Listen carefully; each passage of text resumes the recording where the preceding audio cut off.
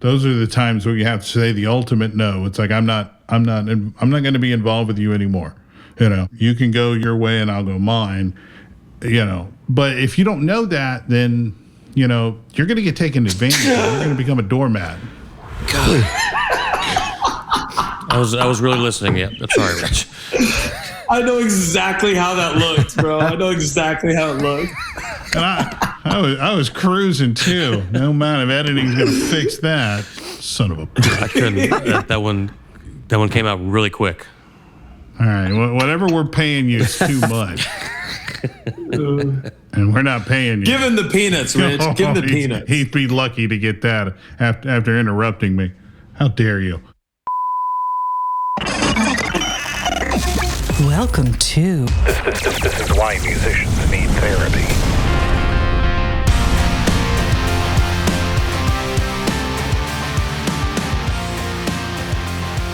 Hey, everybody, and welcome to the podcast. My name is Rich Davidson, and of course, I'm joined as always by Eric Forbes and Craig Henry, and we got a guest tonight. Yeah. Seamless.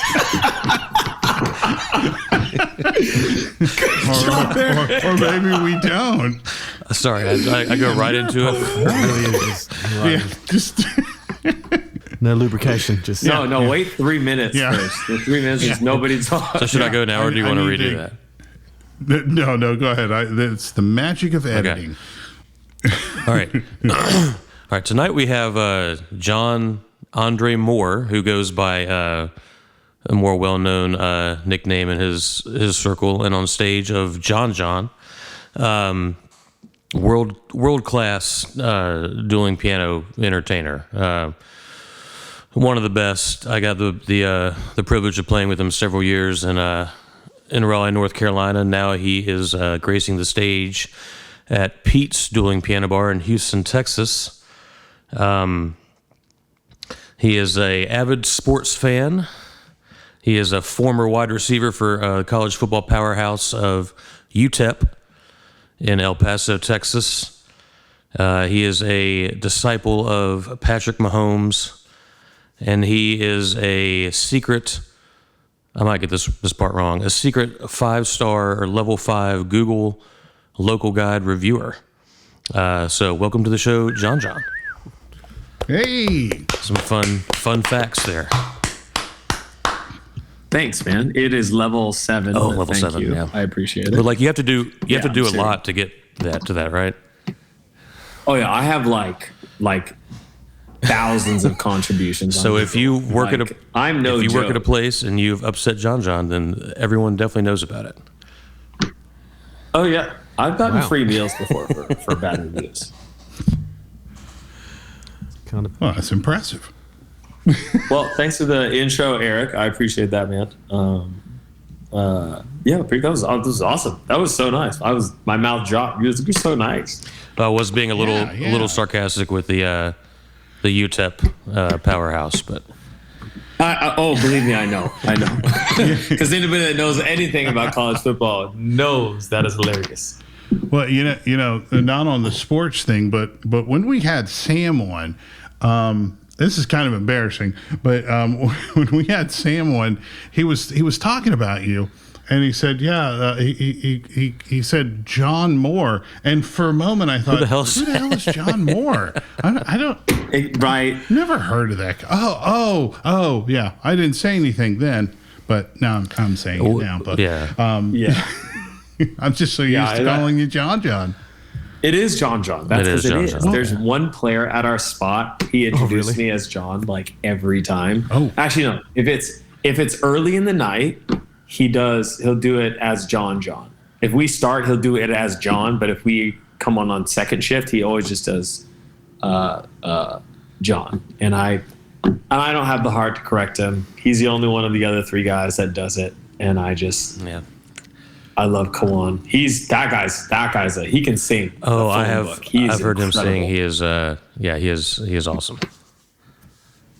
Oh yeah. He'll like give a press like, hey guys, I'm feeling real sick. and he'll still squeak out every Prince high note at the end of Purple Rain like it's nobody's business. From It's him, great. I requested "Back at One" by Brian McKnight. Classic. And then when I was in Houston to watch them play, and he did it. Craig always had that guy. Was it Dave or yeah. David? Was our regular? That's the one he wanted you to belt out, was. Craig.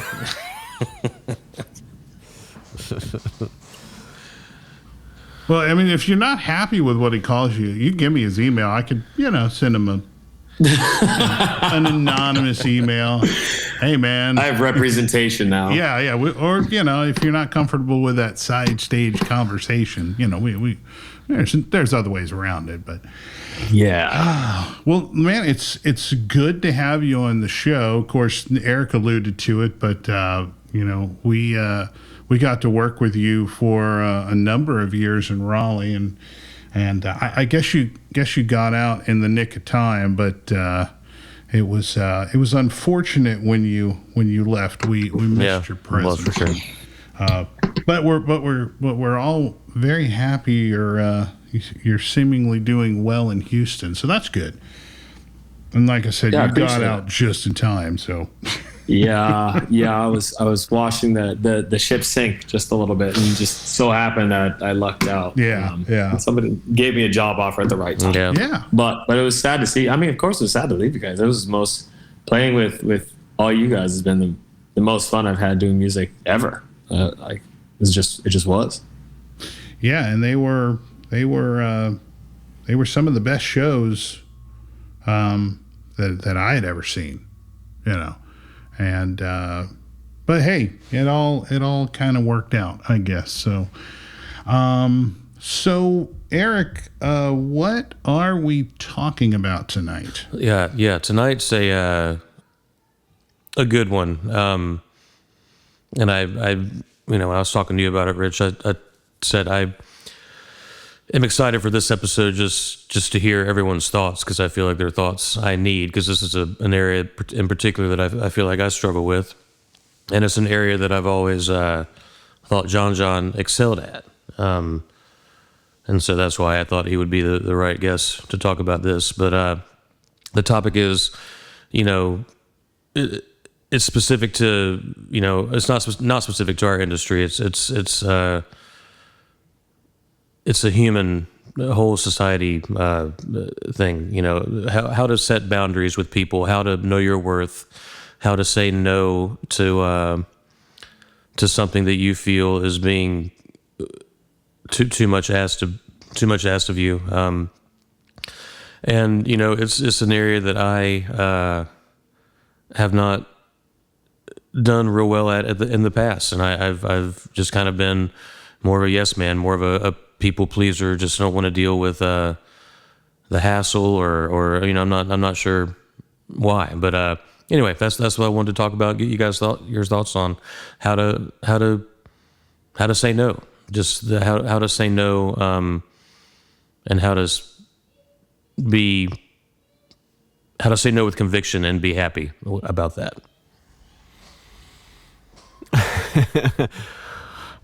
I'm with you, Eric. I'm like a people pleaser. I struggle too, so I am happy to hear people's thoughts.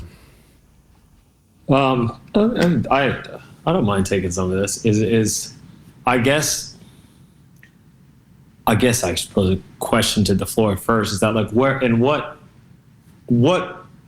makes somebody like a yes man? So like Eric, for instance, you said that you have a hard time saying no in a space. So what I guess we could try to reverse engineer this a little bit. What makes it harder to say no to, any kind of situation for you? Like, what are you evaluating when you're saying yes to I'm something? really uncomfortable with the thought of someone being disappointed in me in any way.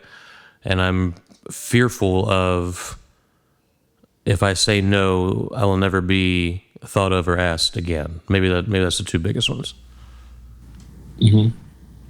Now, I'm sorry. Go ahead, Jon-Jon, please. No, Rich, go ahead. Well, no, I'm just curious. Have those worst fears of yours ever been realized when you did say no? No, not at all. But that's my life, man. I live in what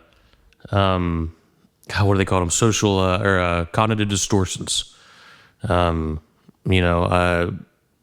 a worst case scenario, always playing out, and it's hard for me to cancel that out. So. Question for the crowd: does anybody have any times where they did say no that they're like, I'm really glad I said no to this thing or this one time for whatever reason? Well, I've got a few, but I'll let Craig and Eric take it from. Right here. Yeah. I mean, it's interesting you say that, Jon-Jon. I'm not afraid to say that I've had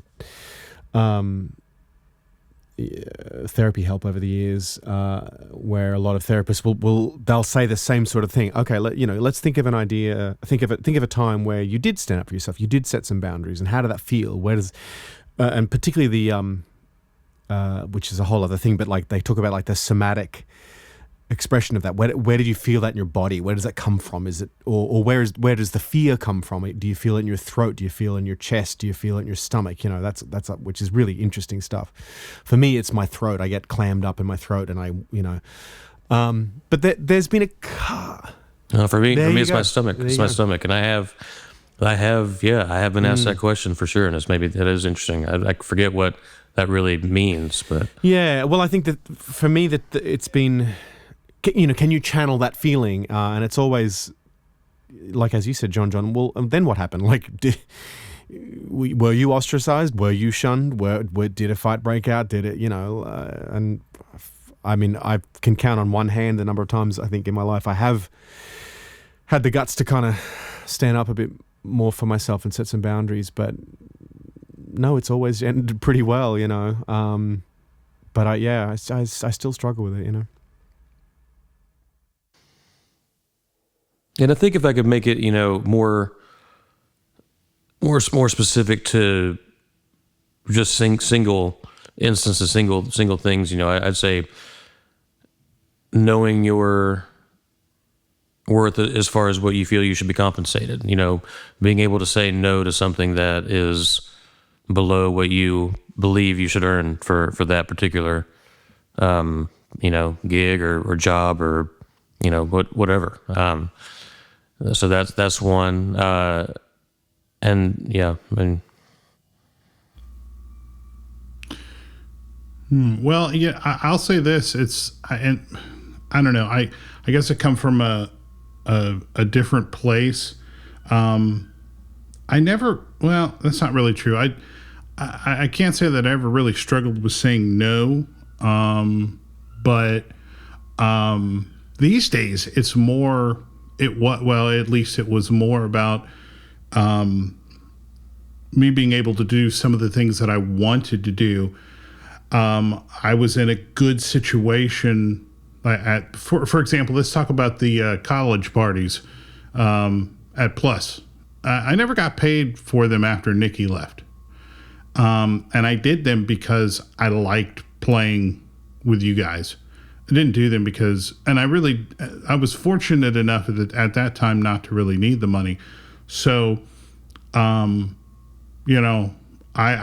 did say no a couple of times. I didn't play everyone. And I didn't have a problem with that per se. Now,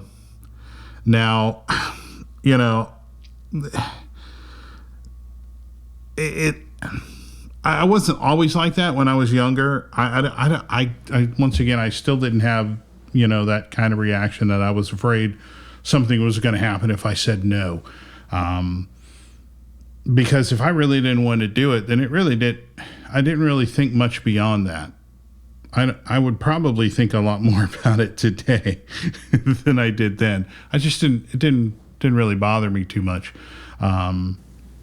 But you mean think about more about doing it or not doing it? Yeah, that was really where it stood with me. It wasn't a matter of, I didn't get too far ahead of myself to think, well, if I say no, that they're never going to ask me again, and maybe they'll figure out that I'm replaceable, and you know how it goes. That just never entered my mind at the time.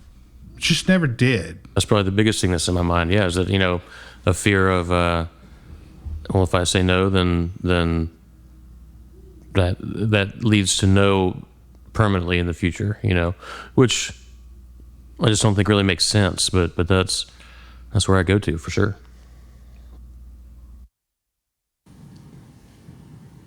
I feel like some of that the idea of saying no, like that has to come down to like understanding, especially if let's say we're still staying within the grounds of how much we should be getting paid for something. I think that has to do with self-value somewhere. I mean, I remember when I used like Thumbtack for my like private gigs that I do for little side things on solo stuff. And I remember when I was charging like $50 an hour for a gig, and was I probably doing more than a $50 an hour show? Yeah, maybe not much more back in Florida when I first started doing this.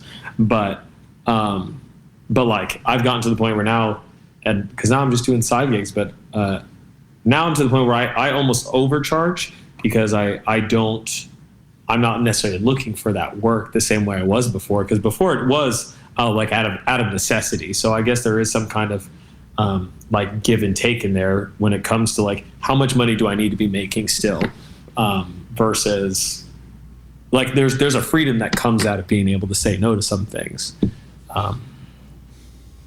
Well, I think too. I think too. Like I can use what I was doing as an example, and rather than going into detail, let's just say what I was not well compensated for what I was doing, and I had already had that discussion, and that wasn't going to change.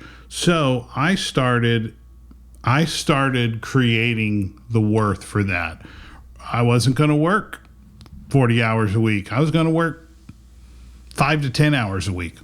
And that gave my value. That increased the value of what I did. Now, that's a short-term fix, okay? Because I don't think, regardless of where you are financially speaking, if you continue to work, especially if you're working for somebody and you're undervalued, that's going to be a problem at some point. Might not be a problem starting off. It might not. But after a while, that's going to be a problem because there's a principle to it, not necessarily there may not be any practical considerations, but the principle of the matter will eventually catch up with you. You're not going to be able to outrun that for too long. And that's kind of where I got to. Of course, now that's all done. And I feel better for it. But for a while, I had to create the value for what I was doing. So I'm not going to work as much. And nobody was the wiser because it was still getting done the way it was getting done. I just wasn't putting in as much time. Because if you're not going to pay me anymore, well, then I'm not going to work anymore, any more than I have to, Yeah. I mean, the other side of it, like there's a bit of responsibility that falls on you. A phrase I love is communication is caring. And, there's definitely something to be said that you can't get mad at something that's happening that you haven't communicated that you don't like. I think if you anticipate a certain type of reaction, you're you're making the situation worse rather than, realizing that most of the time people are probably going to react a lot better than you anticipate. And at least for me, it's easy to create, like I said, create scenarios in your head that are, unlikely to happen. So. Eric, do you feel like I've been through the ringer with this over the years, but I think part of my early childhood and maybe identity, the shaping of my identity as I was growing up was really based around helping others. And I kind of remember stories of my parents sort of saying, Craig's always, he always helps the other kids and he's always helpful, and I think I tied my self-worth to helping others. And so My self-worth. I think when someone says, well, would you do this gig for a very low fee, it triggers, oh, I have to help them, you know. And if I say no, then I'm rejecting my own self-worth in a way. I mean, that's maybe it's maybe not quite as deep as that, but do you, I mean, and you, I don't mean to put you on the spot, but like, did you feel, do you remember feeling obligated to helping people as a kid? I don't know. Does that resonate with you at all? I do feel like I need to be laying on another couch right now. Look, I mean, tell me to fuck off too if you want. No. I don't know if it's maybe a form of that. Just the word I use, maybe rather than help, is disappointment. Like I said earlier, I'm just very uncomfortable with someone being disappointed in me in any way. That's not something I can just get out of my mind, you know. So. I feel like everybody, especially as musicians, I think that's a huge piece of what we kind of experience on stage on a regular basis. I mean, I can't pretend like I don't gauge how well I did or didn't do based on how big the applause is. And when the applause isn't big and I'm like, I thought I did really good, I have to really like remind myself, like, I did really good. Like, we had a crowd last Saturday that even we went to the back and we're like, what can we do here? Like, we're pulling out all the stops. Like, we sound great. And like, we had to like assure ourselves, like, sometimes it's just not us. And I think the same thing goes for like on a personal note, when you maybe feel like you're less than because somebody might be looking at you in a bad light. It's hard to like remind yourself that, one, their opinions about you isn't nearly as important as your opinion about yourself, especially because that's what we do. We base it off of everybody else's response. So how do I turn that on and off at the right time? That's a good point. And there is nothing worse than just really pouring yourself into a song and like you feel it, you sounded great, and then just nothing. Just nothing at the end. You get the one guy in the back who's like, "Oh, hard to gosh, shake, bro," and you're like, "Yeah, for you and me, buddy." Suddenly, it's happened so many times too, and it is going to keep happening. Yeah. Well, that's a good point too. Like a good segue, maybe, Jon-Jon. Like, how do you, saying no to audience members? I mean, God, people in dueling pianos. I mean, you get drunk people get up on stage and doing all sorts of crazy shit, and sometimes you got a stagehand who can kind of, or security that can kind of jump in, but oftentimes, like I often struggled with like people getting up, sitting down beside me on my piano bench, and I'd be like, oh, I just have to let them sit here, and I just couldn't tell them, like, get the fuck off the stage. Yeah. It's a personality trait, man. Some people are able to be a total asshole and to get everyone on their side. Be both, yeah. And it takes that. It takes that. I feel like I know we mentioned it before.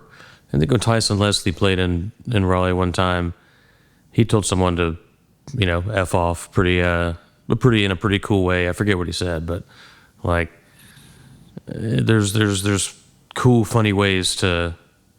Actually, Jon-Jon, you posted one on your Facebook the other day. You called it a bar toddler? Yeah, a bar toddler. Yes, that is. Bar toddler. Yeah. I'm a person that has a hard time saying no, especially on stage. And I've had chats with RED about it, because he's like, I get it. You can learn any song. You can play any song, because that's what was the standard. That's like what our show was in Raleigh. And coming over here and understanding that like there's a little more, like, we're going to curate a little bit more than we'll play everything out here. And so learning to say no has still been a little bit of a struggle for me.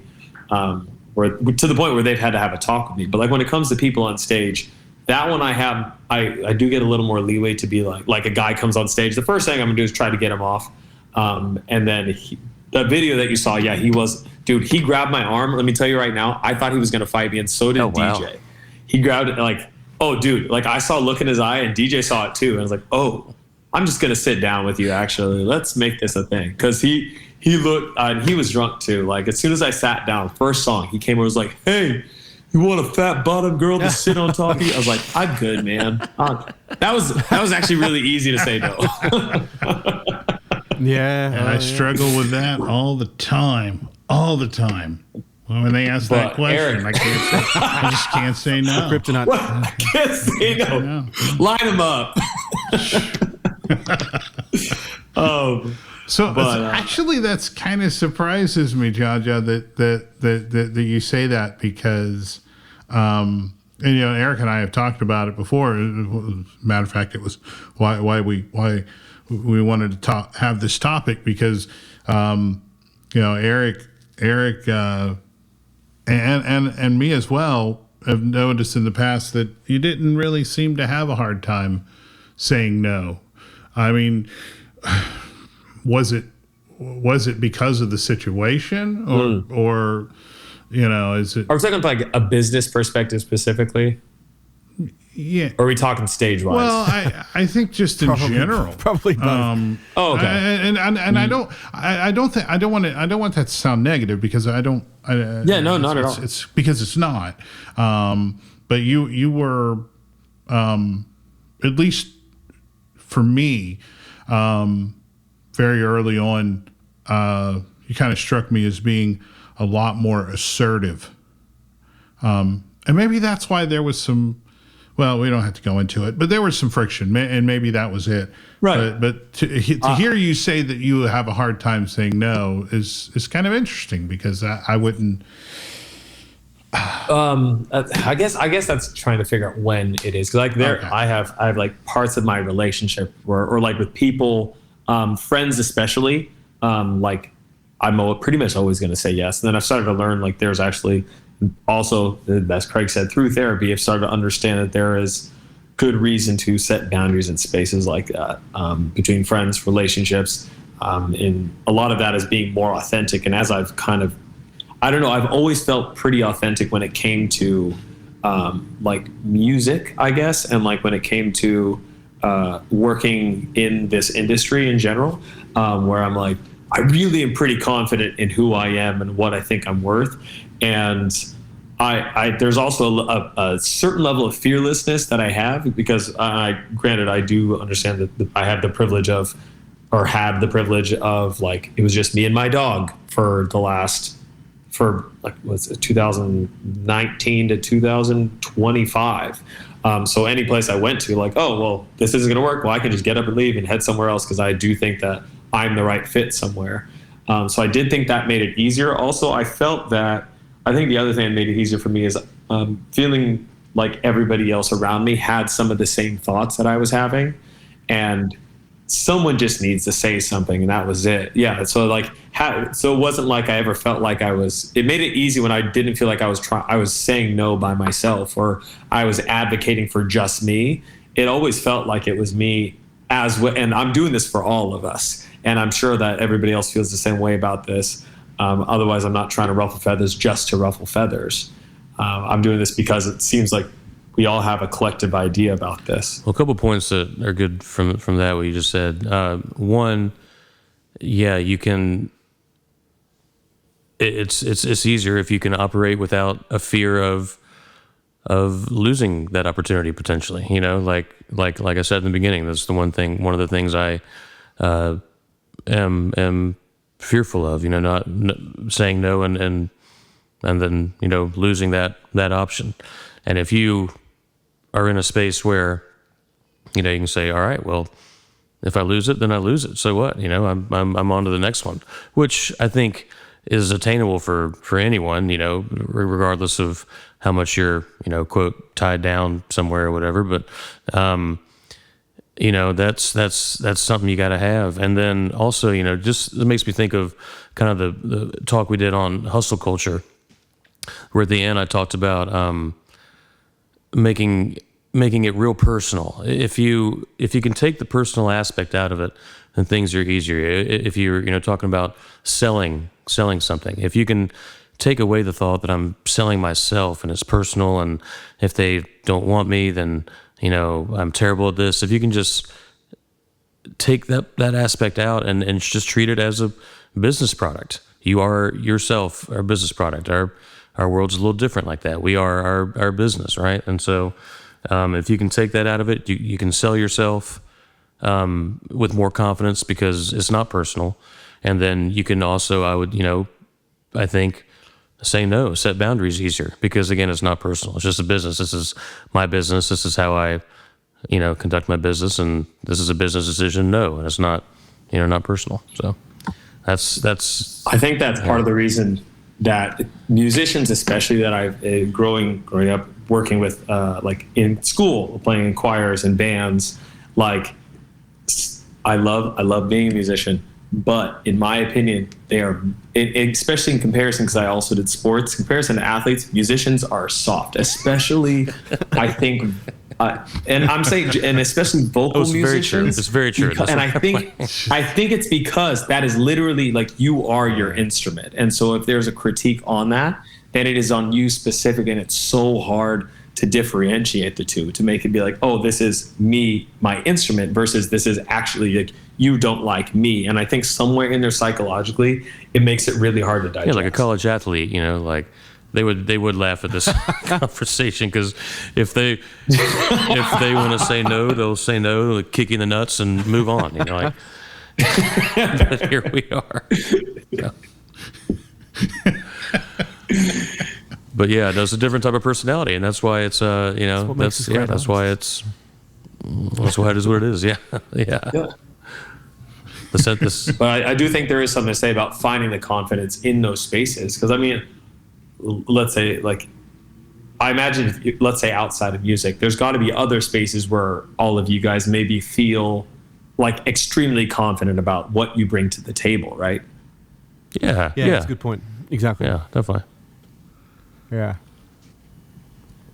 And I imagine it's, but how odd is it to maybe think that like somebody else gets to dictate your, like, let's have you think about that thing outside of music that you are very confident in your ability in.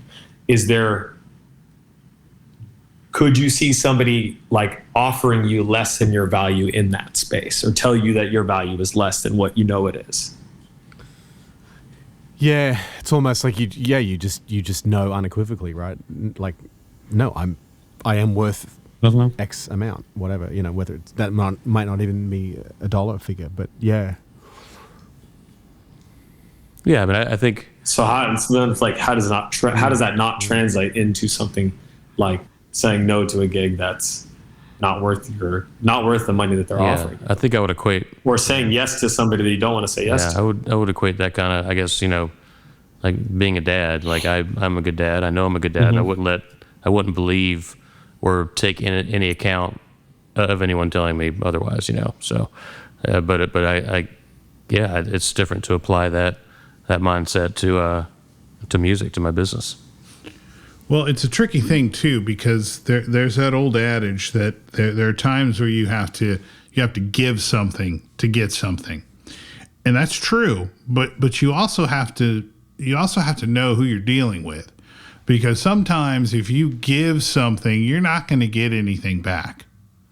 With some people, they're just going to continue to, well, you did this the one time for this amount of money or whatever, this amount of compensation. So that's the way we're just going to proceed.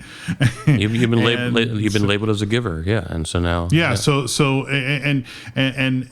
yes, there are times, but typically that's usually when you're starting off. You're gonna give a little to get something, and that's kind of universal, but. You have to have the awareness to know who you're dealing with, and maybe you don't know them right away, but it shouldn't. It's a skill that everybody needs to hone to get better at, because there are some people that will, they'll just continue to want to give you those peanuts rather than something that actually denotes your value, and those are the times where you have to walk away. Those are the times where you have to say the ultimate no. It's like, I'm not going to be involved with you anymore. Whatever you bring to the table, I don't need in my life. So you can go your way and I'll go mine. But if you don't know that, then you're going to get taken advantage of. You're going to become a doormat. God. I was really listening. Yeah, that's all right. You I know exactly how that looked, bro. I know of a exactly bitch. how it looked. And I was cruising too. No amount of editing is gonna fix that. Son of a bitch. I couldn't. That one came out really quick. All right, whatever we're paying you is too much, and we're not paying you. Give him the peanuts, Rich. Give him the peanuts. He'd be lucky to get that after interrupting me. How dare you? Well, anyway, but yeah, I think that it matters to figure out like when you are saying yes to something that you maybe don't want to, what are you sacrificing in there? I think sometimes we forget what that was. For instance, I hate to bring it to this every time, but like after I think I did 1, maybe 2 gigs down to New Bern. This is just the first one that comes to my head. But like after the second one, I was like, no, this is a 13-hour day.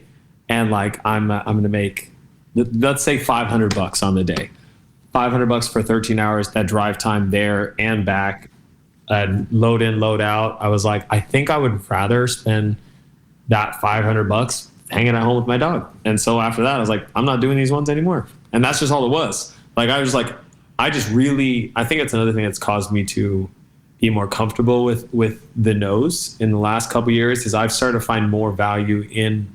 One, I've got more comfortable financially, and then 2, I found more value in my time. $200 for an hour gig for something is nice. That's awesome. That's incredible money, even for just like a very easy solo thing at a coffee shop. Great money. But if it is X amount of distance away, now I'm starting to add up how much time it's going to take me over there. And also like, I really like hanging out with my girlfriend and my dog. That sounds awesome. And so I'm really changing, or like playing volleyball, or trying to find other things that I would rather do with my time if it is not worth it anymore. I just find my time more valuable now than I think it's ever been in my life. But I also have the means where I can like have that freedom as well. It's helpful. Yeah, you gotta ask yourself what are you giving up for it, and is it worth it? And those those determinations, I will say this, they get a lot easier as you get older. No doubt, I'm sure. Yeah. It really is. It's like, look, there are certain things that you have to do. You're never gonna. Well, most people aren't going to be able to not have that in their lives. But, at a certain point, it's like, is it worth, as you said, Jon-Jon, sometimes it doesn't even come down to a matter of money, but it comes down to a matter of time. Mm-hmm. Do I want to do that, or would I just like to hang out at home or whatever? Yeah. I like hanging out with my girlfriend as well. So, Does your wife do that? my wife, She's pretty cool. my wife does not have to know about that. But I like hanging out with your girlfriend too, Rich. and the good well, hey, easy, Craig, easy. Give me something of my own, Jesus. But yeah, a buddy of mine put it to me this way one time, because I'm sure I go over money stuff and time stuff with him all the time. We actually see the same therapist, and so we have kind of same mindsets about things. And like I asked him, I was telling him about a gig that I wanted to do. I was like, should I do this or not do this? And he said, well, what are you going to do with that $400? And I was like, you know what? I don't know. He said, would you be sad you didn't have it? And he's like, I don't think I would bug me. I said, then would you rather do this other thing instead? I think I rather would. Are you going to miss that $400 or what? And when he started putting in perspective what that like, if we're talking money specifically, like let's say we're throwing time out the window, we're just talking about what that chunk of money is. And like, if I don't already have a thing for that, it started to feel like a waste of time in different places for me. And I've started to think about that a lot more when I'm saying yes or no to some of these gigs that I still pick up every now and then.